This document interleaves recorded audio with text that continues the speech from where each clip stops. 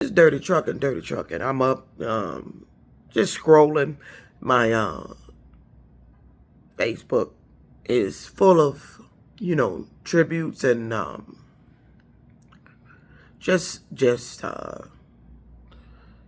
of reports about Malcolm-Jamal Warner, and I don't play about safety. I have lost trucking jobs because I complained about safety and unsafe equipment, and I don't care. Sayonara. I don't play about safety. And them trucking companies clear disregard about my complaints about the safety. You did me a favor.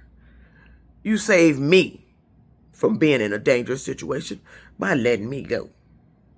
And I thank you, because I don't play about safety at all. And this video, looking at what happened to Malcolm-Jamal Warner, I don't know if anybody have done this, but I Googled. They have like examples of what your body goes through when you're drowning and what happens to your body when you're drowning after you do that. Because after you're holding your breath, you're going to end up forced to inhale.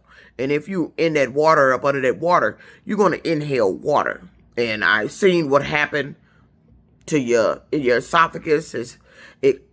Your body naturally starts, it's something, I forgot what it's called. It said it starts closing up to protect that water from getting into your lungs. So, and then after that happens, your oxygen is cut off. And then after that, you're either going to pass out or you go unconscious. Now you're free floating. And then the more lack of oxygen, then it's going to affect your brain. Then you end up going to be clinically dead. That's why it's very important to get to a drowning victim as fast as you can. You can't be sitting there on the beach not looking. And that beach that Malcolm-Jamal Warner was on had no lifeguards present. And I'm just getting the feeling that while he was drowning, they just waited too long before they got to rescue him. I'm just getting that feeling they waited too long. They waited too long. And you want to know why the wait was too long? Because you didn't have lifeguards. They didn't have lifeguards on duty. They didn't have the proper safety equipment to get to him faster. Lifeguards have safety equipment that would get to him faster. They have the boats, those speedboats. They could have got to him quicker and pulled him out. Now, he may have needed to be resuscitated, but he wouldn't have been down there long enough to lose up the amount of oxygen that he would end up not being able to be brought back or pronounced clinically dead, because his brain has lost so much oxygen. And it happens just that quick. Looking at that video, just that, it matter of minutes. The lack of oxygen, he in a brain dead. Matter of minutes looking at this. And what he went through, and they said when he swallowed that water, it's burning sensation inside, because from the water, he's inhaling and sucking in water. And to die that way, horrible. To know that this was an actor on TV US, and to know that his last, how he went out, was by drowning on something that was supposed to have been a happy occasion, a family vacation. And this is why, see, they have this in hazmat. They did its own tests, hazmat tests about communicating the risk. They talk about this beach had all these signs that warned people of dangerous rip currents. But see, that's not enough. You warning them of dangerous rip currents is not going to stop them from getting in the water. It's not going to stop them from getting in the water. You had the proper personnel there that monitors that water and looks over that water. They would have known that it was a high probable cause of dangerous rip currents happening that day in the water or the area where he was at.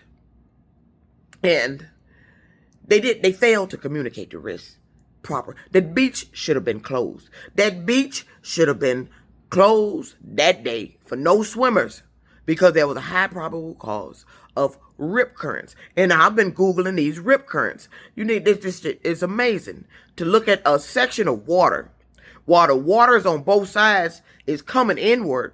You looking at a body of water that just looks just calm and quiet, like it ain't doing shit. And then it's going back outwards. But then you see on the sides of it, the waters that's forming on the sides of it, that's coming inward on the sides of it, is in a swirling motion. While that other water looks just as calm, like ain't shit going on, like you just get on in it. And it's actually a rip current moving away from the beach. See, Malcolm-Jamal Warner didn't die from the rip current itself. He didn't die from the rip current itself. The rip current is going to pull you away from the beach. You're in the water. As long as you know how to swim and don't panic, you should be okay. But when you panic, you try to swim into the rip current trying to get back to shore and exhaust yourself swimming. And on top of heavy waters coming down on you, you'll end up drowning. You're going to get exhausted. You can't panic. They said, stay calm. Swim away from the rip. Try to swim out of the rip current, they said. If you have to, try to swim out in a little deeper water. And then wave for help. To get out the rip current. Swim parallel. Don't try to swim back to the beach while that rip current is coming this way. They got water machines that they make for swimmers that where the flow of water is currently coming this way and you're swimming against the water. And that's hard to do. So you're going to exhaust yourself. I feel that they waited too long to get to him. They waited too late to get to him. And that's why Malcolm drowned. They waited too late. They waited too late because they didn't have the proper safety equipment around to get to him. And they had to rely on people on the beach and surfers that spotted him struggling. Instead of having lifeguards and the necessary equipment to get out there faster than them surfers. I don't know how long they waited or how long it was before they saw him struggling. I'm puzzled. It's just something in me. I just want to know. When they got to his daughter, where was Malcolm at that point? When they got to his daughter. And when they got to his daughter, what was she? Was she just floating in the water? This is what I need to know. Because I just have this thing in my mind that Malcolm would stand up surface top.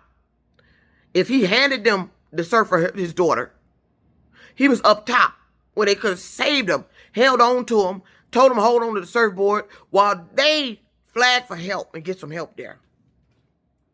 But you're dealing with a rip current and you got to get out of it. If they were still in the rip current, reaching the daughter. See, that's what we don't know. But they said they reached the daughter. They saved the daughter. Was she floating in the water? Did Malcolm hand the surfer his daughter to save? I know he was saving her because that's what parents do. You want to save the kids. Get my daughter. Get my daughter. That's probably what he was going through with his mind. Get my daughter. Take my daughter. If that's what's going on. But we don't know. I need to know what happened when that surfer reached his daughter. Where was Malcolm then? Was he still visible that they could have grabbed him, told him to hold on to the surfboard so he can stay above water and not suck in water, and it gets over into his lungs and is drowned. See, this is why you communicate the risk. Why do we communicate the risk? Why do we communicate the risk? That is to alert the public of the dangers of whatever it is you're communicating the risk about. We learned this on a hazmat test. Communicating the risk. Now, that beach communicated the risk with signs. But you didn't communicate what to do if you're caught in a rip current. Those signs were not enough. Dangerous. You got dangerous rip currents. This was no baby rip current. And I watched videos of a minor rip current. And you see the water coming up on the sand. And you see the outer water. It's just like it's a split right in the middle. And it's just going back out. It's just calm water. But on the side, you see the water a little swirling. You see it in the sand. It's swirling. You little foamy water. You see it. But it's hard to see if you on the... I don't know if they would see that being directly on the beach. But a lifeguard sitting up high in them lifeguard chairs could possibly see that rip current. But if the lifeguard was there, he would have been able to save Malcolm. Malcolm wouldn't have died. He wouldn't have drowned. Horrible way to go. Horrible way to go. And every time I keep looking at his videos, his pictures, and just listening to his voice, horrible way to fucking go. Drown. You swallowing water because you done held your breath so long, trying to stay afloat, trying to get back up. Now you're under the water. You're holding your breath till you done reach that point. And we've all did this, holding our breath. See how long you can hold it till it get to that point where it forces you to take a breath. And taking that breath, if you underwater drowning, you sucking in water. Horrible way to go. I blame that beach.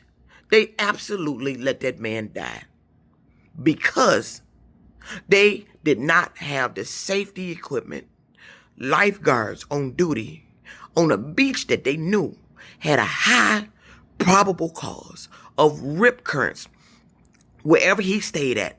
If they had evaluated that beach, the lifeguards, to monitor that beach, because you know you have dangerous rip currents. So that beach needs to be monitored. And the water needs to be looked at to see if you have rip currents. And if it was signs of dangerous rip currents that day, all the hotels or the frequenters, you should have had signs up. I ran across a post where Virginia Beach, I think it was Virginia Beach, I believe, had a message where they closed the beach off because of dangerous rip currents, warning swimmers not to go swimming that day.